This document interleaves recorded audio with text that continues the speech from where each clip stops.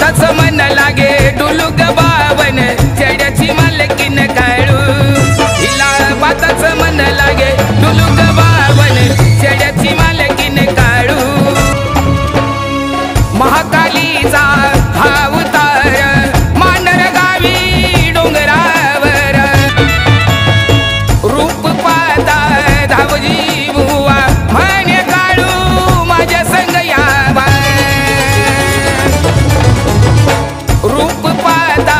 धावजी बुवा म्हणे काळू माझ्या संग यावा हो नैनी अशरू लागले गळूक बावने चेड्याची मालकीन काळू